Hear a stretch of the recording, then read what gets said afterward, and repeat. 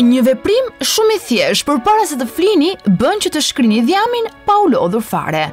Ashley Grossman i Universitetit të Oxfordit thot se duke lënë dritaren hapur kur flini natën, dhjami do të shkrihet. Por si mund të ndodhi kjo?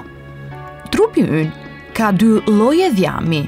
Dhjami i bardhë dhe i dëmshëm, që grumbullon kaloritë e tepërta dhe i magazinon në bark, ije dhe kofsh. Dhjami kaf dhe i shëndetshëm, që është i specializuar në djegjen e kalorive dhe gjenerimin e nxehtësisë, ndërkohë kryen këtë punë.